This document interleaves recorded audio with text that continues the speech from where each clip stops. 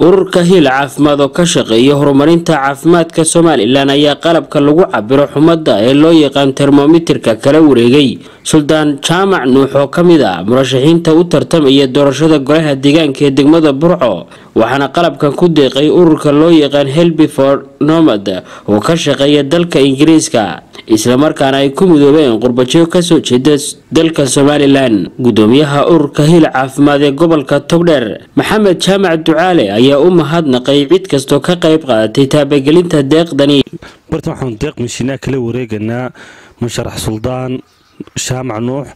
oo ka tirsan ururka Help for Nomad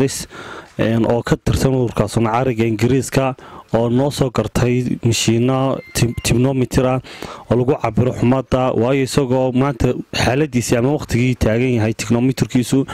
isagoo aad u soo dib u soo labakacay xanuunkii COVID-19ka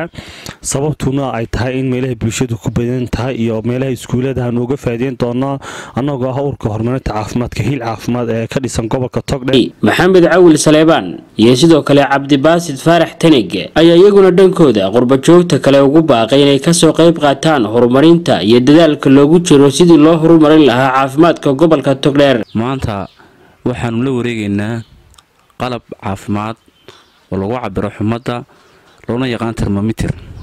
qalabkaas oo ay soo bixiyeen qurbajoog reer Ingiriisa ururka loo yaqaan Help for Nomad kaas oo ay u soo wakiisheen musharax xildhibaan Suldaan inuu gaarsiiyo bulshada si loogu adeego bulshada lagala hortago cudurrada corona wuxuu uga mahad celinayaa musharax xildhibaan Suldaan oo juhdi badan galiyay sidii gobolka Togdheer u heli lahaa qalabkan caafimaad qurbajoogta Soomaaliland waxaan u sheegaynaa meel kasta ay dunida dacaladeeda ka joogaan in ay xaaladda gobolka Togdheer haday noqoto caafimaadka in ay si wanaagsan uga soo shaqeeyaan runtii baaqaasna waxaan rajin doonaa inuu gaari doono dhammaan qurbajoogta Soomaaliland gaar ahaan gobolka Togdheer deeqan iyo deeqa waaweynba walidi ka sugaya ma leenahay murashax Suldaan Jaamac Nuux oo kamid ah murashaxiinta u tartamaya doorashada golaha deegaanka ee degmada Burco isla markaana qalabkan ku wareejiyay ururka hiil caafimaad ayaa ku dheeraaday sida ay diyaarka ugu yihiin inay horumariyaan isla markaana ay isgarab taagaan wax kasto lagu horumarinayo caafimaadka iyo adeegyada arrimaha bulshada ee gobolka Togdheer sharafa inaan ku wareejinayo thermometerkan ka soo qaaday wadanka Ingiriiska ururkan ka tirsanahay Help for Nomad aan uga wakiilahay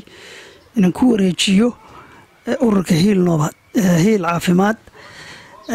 sababta keentay inaan ku wareejiyo markii hore qorshe wuxuu ahaa inaan meelo caafimaadka kaliya geeyo waxaan ku qancay in ururkan hiil caafimaad uu qabanayo shaqo aad iyo aad u weyn oo runtii ay iyagu xagna ay magaranaysaa cudurkan COVID-19 ay dadka awareness ka siinayaan xagna meelaha ay dadku isugu yimaanayaan iyagoo ay mask iyo u xidhayaan oo ay magaranaysaa awareness-kii looga baahnaa ay samaynayaan marka aad iyo aad baan ugu mahad celinayaa ururkan hiil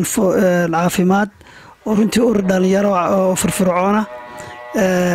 ururkan ka tirsanaya Help for Nomadna waxaan ugu bishaaraynayaa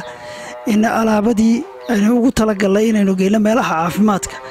ay maanta ku wareejiyay hiil caafimaad oo runtii ah ururka ugu mudan magaranaysaa qalabkan sida ugu fiican